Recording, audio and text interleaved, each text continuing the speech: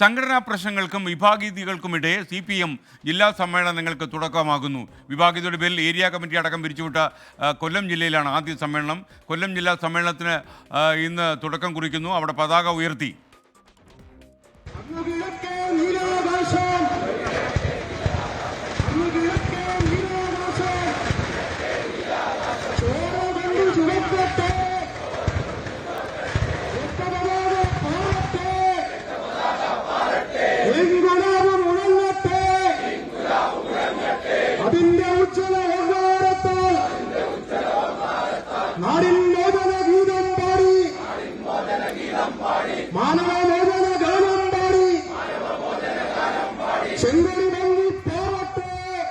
പ്രതിനിധി സമ്മേളനം കൊല്ലത്ത് പോളിറ്റ് ബ്യൂറോ അംഗം MA ബേബി ഉദ്ഘാടനം ചെയ്യും.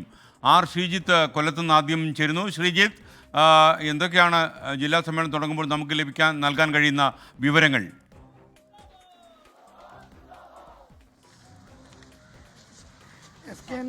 CPM-ന്റെ കൊല്ലം ജില്ലാ സമ്മേളനത്തിൽ തുടക്കം കുറിച്ചുകൊണ്ട് ഇപ്പോൾ പ്രതിനിധി സമ്മേളന നഗരിയിൽ പതാക ഉയർത്തിയിരിക്കുകയാണ്. പാർട്ടിയുടെ മുതിർന്ന നേതാവും കൊല്ലത്തെ മുൻ MP-യുമായ P. രാജേന്ദ്രനാണ് പതാക ഉയർത്തിയത്. ഇപ്പോൾ രക്തസാക്ഷി കുടീരത്തിൽ പുഷ്പാർച്ചനയാണ് നടക്കുന്നത്.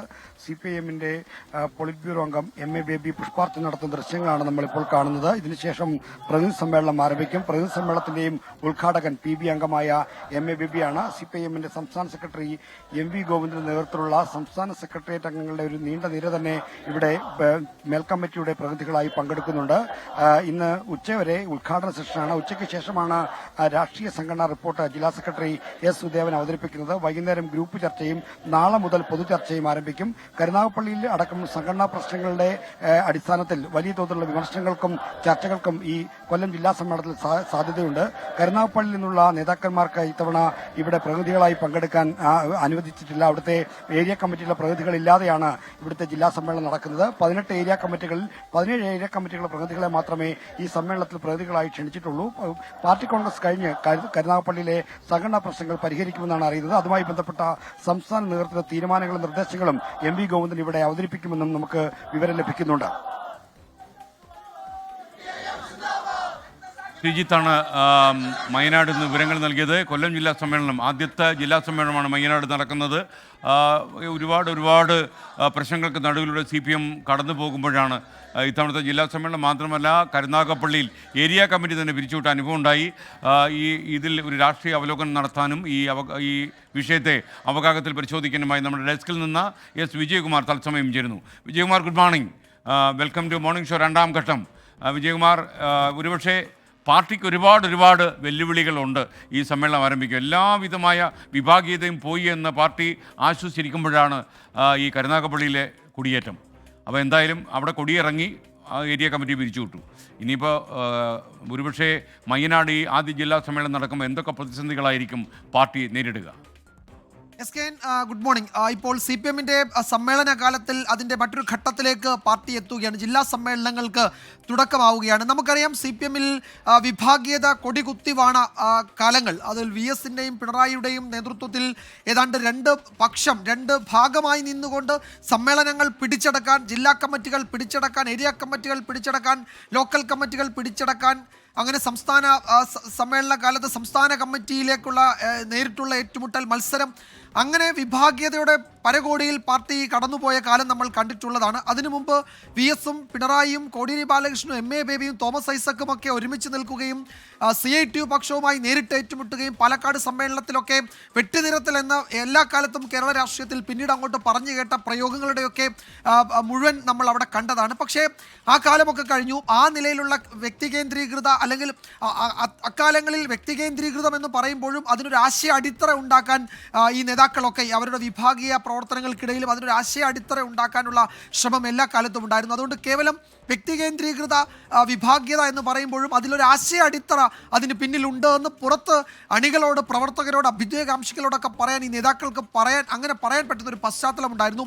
ഇപ്പോൾ മൂന്നാർ കയ്യേറ്റമൊഴിപ്പിക്കലിൻ്റെ കാലത്ത് അതിനെ അനുകൂലിച്ചും എതിർത്തും CPM-നകത്ത് നടന്ന ചർച്ചകൾ, അതിലൊക്കെ ഒരു ആശയതലം വേണമെങ്കിൽ ഉണ്ടായിരുന്നു എന്ന് നമുക്കിപ്പോൾ പറയാം. പക്ഷേ ഇപ്പോൾ പാർട്ടിയിൽ നടക്കുന്ന ഈ ഏരിയ കമ്മിറ്റി ഏരിയ സമ്മേളനങ്ങളിലൊക്കെ നടക്കുന്ന ഈ വിഭാഗീയ പ്രവർത്തനങ്ങൾ അങ്ങേയറ്റം വ്യക്തികേന്ദ്രീകൃതം മാത്രമാണ്. അതിന് യാതൊരു ആശയ അടിത്തറയുമില്ല. അവിടെ നടക്കുന്നത് യഥാർത്ഥത്തിൽ അത് CPM സംസ്ഥാന സെക്രട്ടറി MV ഗോവിന്ദനോട് ചോദിച്ചപ്പോൾ അത് ജീർണതയാണോ എന്ന് ചോദിച്ചപ്പോൾ അങ്ങനെ നിങ്ങൾക്ക് വേണമെങ്കിൽ പറയാം എന്ന് അദ്ദേഹത്തിന് പോലും മറുപടി പറയേണ്ടി വന്നു. ഇപ്പോൾ കരുനാഗപ്പള്ളിയിലാവട്ടെ അല്ലെങ്കിൽ മറ്റു പല സ്ഥലങ്ങളിലും ഈ വിഭാഗീയ പ്രശ്നങ്ങൾ ഉയർന്നു വന്ന സ്ഥലങ്ങളിലൊക്കെ കേവലം സാമ്പത്തിക താല്പര്യങ്ങൾ, അവിടെ നടക്കുന്ന നിയമനങ്ങളിൽ പാർട്ടി ഇടപെടൽ, സ്വന്തക്കാരെ തിരികെ കയറ്റുന്നു. 2 തവണ അതായത് തുടർഭരണം കിട്ടിയതോടെ പാർട്ടിയിലുണ്ടായ ഈ അധികാര താല്പര്യങ്ങൾ, സ്വാർത്ഥ താല്പര്യങ്ങൾ, സാമ്പത്തിക താല്പര്യങ്ങൾ, ഇതൊക്കെയാണ് യഥാർത്ഥത്തിൽ ഈ വിഭാഗീയതയുടെ അടിത്തട്ടിലേക്ക് പരിശോധിക്കുമ്പോൾ നമുക്ക് കാണാൻ കഴിയുന്നത്. അപ്പോൾ ആ നിലയിൽ തുടർഭരണം കിട്ടിയപ്പോൾ പാർട്ടിക്കകത്തുണ്ടായ ജീർണതയാണ് ഈ താഴെത്തട്ടിലെ വിഭാഗീയതയായി ഇപ്പോൾ പുറത്തു വരുന്നത്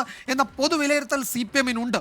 അത് ജില്ലാ സമ്മേളനങ്ങളിൽ അത് അതേ നിലയിൽ പ്രതിഫലിക്കാതിരിക്കാനുള്ള ഒരു തയ്യാറെടുപ്പ്, ഒരു ഹോംവർക്ക് നടത്തിയിട്ടാവും കൊല്ലത്തേക്ക് പാർട്ടി ഒരു സമ്മേളനവുമായി ജില്ലാ സമ്മേളനത്തിന് പതാക ഉയർത്തുന്നത് എന്നാണ് നമ്മൾ കരുതുന്നത്. അതുകൊണ്ട് ഈ ഏരിയ തലത്തിലും അതിന് താഴെ ലോക്കൽ തലത്തിലും ഉണ്ടായ വിഭാഗീയ പ്രവർത്തനങ്ങൾ, വ്യക്തി കേന്ദ്രീകൃത ജീർണത എന്ന് പാർട്ടി നേതാക്കൾ തന്നെ ഭംഗ്യന്തരേണ സമ്മതിക്കുന്ന അത്തരം വിഭാഗീയ പ്രവർത്തനങ്ങൾ ജില്ലാ സമ്മേളനത്തിൽ എങ്ങനെ പ്രതിഫലിക്കുമെന്നത് കൊല്ലത്ത് നമുക്ക് നോക്കേണ്ടതുണ്ട്. കാരണം കരുനാഗപ്പള്ളി ഒരു വലിയ പാഠമായിരുന്നു.